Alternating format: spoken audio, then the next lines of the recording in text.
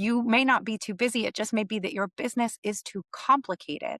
If you're trying to create and launch and serve way too many offers, this is a way that you can simplify, streamline your offer suite.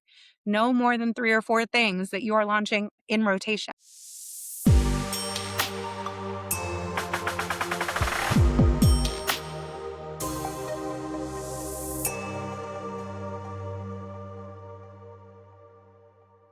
There's a really good chance that you're not too busy. Your business is too complicated. And that's what we're going to talk about today. Hello, and welcome to the Inner Game of Entrepreneurship podcast. I'm your host, Sarah. I am a scaling strategist for creative, spiritual, intuitive entrepreneurs who are trying to grow their business to 500K to $1 million. And frequently, when clients come to me, they have a 6-figure business and things are going pretty well for them. Getting to 6 figures in business is fucking massive, right? 85% of businesses fail within the first 18 months. So for you to get to the 6-figure mark, you're already in rare air. You've already accomplished the thing that was your dream starting out. And you get there and you feel so good about what you've done, and you might be so busy. For a lot of my clients, they are so busy for many reasons. The first is that everything in the business lives entirely in their head. They feel like they can't delegate because it would take longer to stop and teach someone how to do the thing they're doing than they feel like it is to just do it themselves. So they're trying to do every single task in the business themselves. Nothing is documented. There are no repeated processes, and they want to make more money, but there is no way that they can make more money doing things the way they are doing them. But the other thing is that they are so busy on this repeating cycle of coming up with a new offer, coming up with a new title for the new offer, coming up with marketing for the new offer, a logo, branding for the new offer, doing a photo shoot for the new offer, writing copy for the new offer, writing emails for the new offer, making content for the new offer, doing a live launch for the new offer, doing ads, doing a webinar for the new offer. And they launch that offer and they make some sales, and then they deliver that offer, and then they do it all over again and again and again and again and again. They are just in this constant iterative process of new offer, new offer creation, new offer generation, new offer launch, new offer served, and again and again. This keeps them incredibly busy. And it is what is stopping your business from scaling. If any of you watched The Bear, during the season where Carmi decided that the restaurant should have a new menu every single night and never repeat a dish, and everyone in the kitchen was like, oh my God, that is so stressful. That's exactly what's happening when you are constantly changing the menu in your business. You're constantly changing the offer that you're selling. For one thing, you're not ever going to be known for anything. In The Bear, people would come and they'd have this incredible meal. They'd go tell people about it, and those people would come to the restaurant to try that meal, and they can't because there's a new menu every single night. It's one and done. If you weren't there the day that that item was there, you're never going to get to have it. So customers are disappointed. They might have a cool experience, but they didn't get to have the exact experience that they were told about that they wanted to try. You're doing the same thing in your business when you're constantly creating new offers. You are not allowing your business to become known for something. This also prevents you from building up a ton of testimonials around your best work. When you go onto a sales page for something and you just see like this wall of testimonials of person after person saying, this worked for me, this was so great for me, this was incredible for me, this worked for me, that is the result of someone selling the same offer over and over and over and over and over again, so that enough people had time to experience the offer so that they could have that great experience and give that testimonial. But if you are constantly launching new offers, then whoever was in that first offer and they say, oh my God, I had this great experience, thank you so much. Well, what the good is that testimonial now? How will that help you when you're selling something entirely new? You don't have any new testimonials to go with the new offer because you're switching gears all the time. So you're not allowing yourself to build up this bank of proof that the offer works and people love it, or that the product is enjoyable and people love it. because you're constantly changing it. The other thing is that you are keeping yourself busy creating marketing assets. You are starting this audience education process over and over and over again every time you drop a new offer. You have to educate people about the name of the offer. You have to build up awareness about the offer. You have to build up brand awareness about your brand. You have to let people know that they are the right client for this offer, especially if it's potentially a different client than your last offer. It is so much harder to constantly be creating all new marketing from scratch for all of these new offers than it is to relaunch an offer again and again. The other thing is that your likelihood of sales increases every time you relaunch an offer. Usually, offers see 3 to 4 times more sales by being launched 3 or 4 times. So, if you launch something and you get 10 people to buy it the first time, and then you go, well, I didn't make that much money off that offer. It must not be a great offer. I'll go make a new one. You lose out on sales. Where if you had launched that offer 3 more times, by the time you get to the fourth launch, you might get 40 people in it because now more people have heard of it. More people know about it. It is familiar when they see it again. They go, oh, yeah, I remember I wanted to do that last time, but the timing was wrong. But this time I can. And they jump in. Giving people more opportunities to say yes increases your likelihood that they're going to say yes. One of the reasons my business is able to run as effectively as it does with a very lean team, including me being able to go on 10 days of vacation every quarter and be completely offline, is because I only have a few offers and I'm launching those same offers over and over and over again in rotation. You can join my mastermind a couple times a year. You can work with me privately when my private roster is not full. I have one program that's a year-long program for people just starting their business. The doors to that right now open once a year. That may change in the future, but right now they open once a year. Um, and then I have my CEO Direction Intensive, which is a single 2-hour session that people can book with me. That's what my offer suite is. That's what's available. Anytime I'm not in an active doors are opening launch for a program with a specific start time, I'm only selling the CEO Direction Intensive. That is the way that you can work with me. That is the door that you can come into. You can book a 2-hour session with me. We can sit down and we can go through your business, your offers. We can organize things. I have a few other little things that exist that are things I've created in the past that float around in the back end of my ecosystem as cart bumps or offers that people get if they're moving through an email funnel. But for the most part, I have this really straightforward group work for 2 different levels of business owner, solo work, a single 2-hour session on repeat. This means I can plan out all of my emails weeks and weeks in advance. I can plan out all of my content months and months in advance. And I can reuse content. When I launch Powerhouse again in the fall, I'm not creating an entirely new sales page. I have a sales page. I'm just updating the dates. I'm not creating an entirely new email sales sequence. I have one. I like it. I'm just updating the dates. I'm not creating an entirely new launch when I open the doors for my private coaching for next year. I've been launching it in October every year since 2023. I'm going to pull up all the old emails. I'm going to change the dates and we're going to send them again.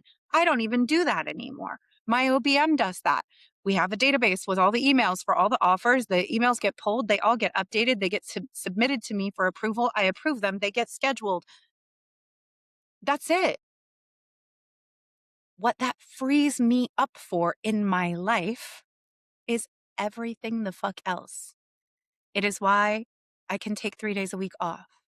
It is why I can keep my work hours to 20 hours a week.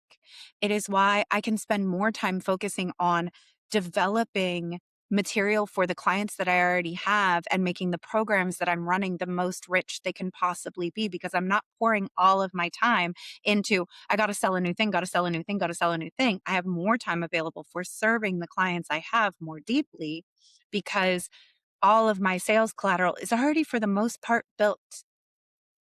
Now I get to express my creativity in live launch free events, right? I can come up with new things that I want to do with people there. I can express my creativity in content. I can express my creativity through my podcast, but I'm not constantly needing to come up with a brand new offer from whole cloth and do a completely new launch all the time because I only launch the same few things over and over and over again.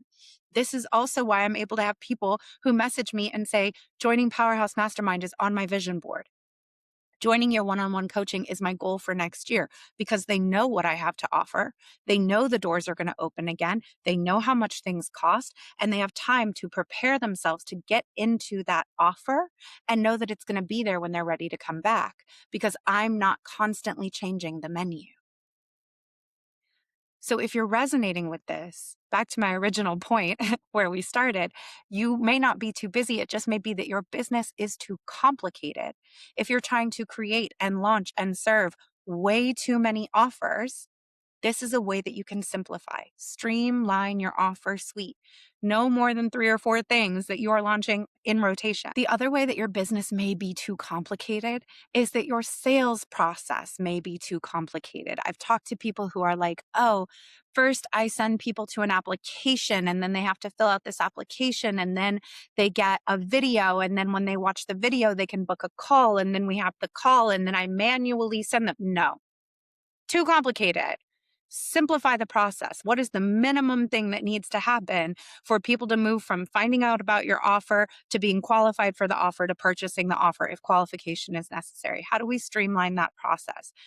I've talked to people where I'm like, well, how do your clients book appointments? And they're like, oh, after they buy, I get an email and then I email them back and I give them a list of options of times that could work. And then some people text me and then I have people that DM me. No, streamline the process, get a piece of software, pay for the piece of software, set it up, get it organized once and let it live. When people pay, they get taken straight to your booking site. It has your availability on it. They book their thing and they're done.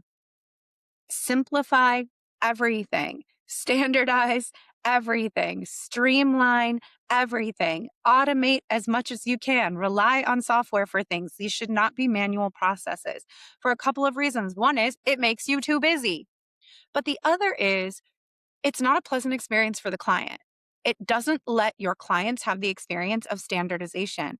And standardization is not soulless. Standardization just means that every single person who pays gets the same experience. They get the same turnaround time. They get the same speed. They get the same quality. When everything is running through you, you are a human.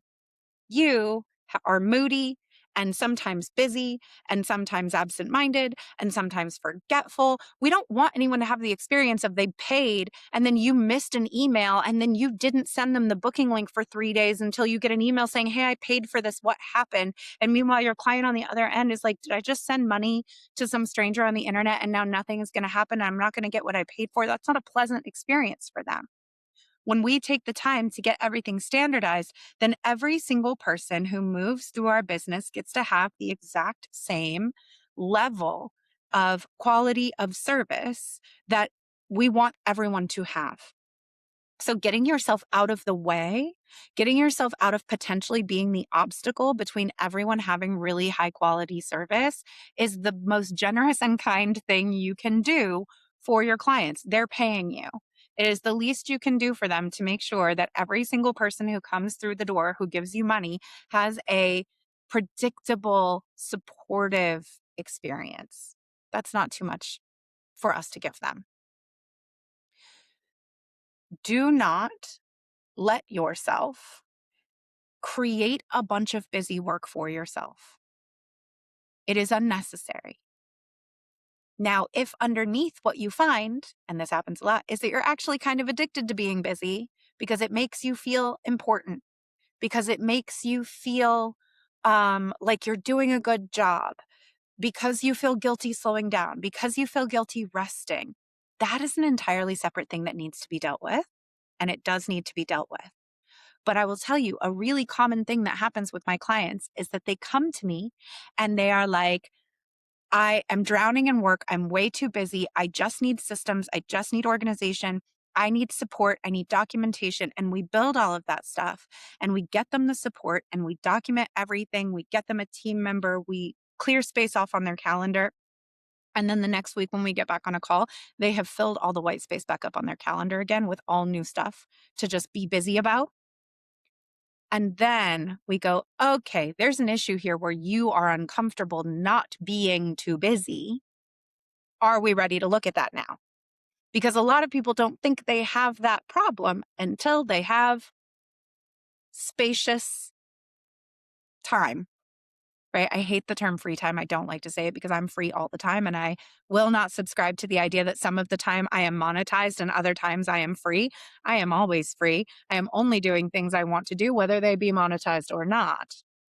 Everything I'm doing because I want to do it on my own terms. That's how I've engineered my life. So I will say spacious calendar, spacious time that you can do whatever you want with, unstructured time. I used to have this too. I would be laying down in the middle of the day because I didn't have anything to do and I would hear a noise outside and I would bolt upright like I was going to get in trouble. And to my body, I was anticipating my dad coming in the room and yelling at me for laying down on the couch in the middle of the day, asking me, don't you have something to do? Don't you have a chore? Don't you have homework? Right? If you also used to get in trouble, if you were perceived as being too idle, if you jumped up and performed busyness for a parent because you knew if they walked in and you weren't showing that you were doing something for school or for the household, that you were going to get in trouble. And you have this thing in your body that says, if I'm just relaxing, my mind is racing a mile a minute telling me I should be doing something. If there's should, there's shame, there's shadow. I should be busier. That is a wound that needs to be tidied up. That is something that needs to be attended to. We were not designed to structure every minute of every day.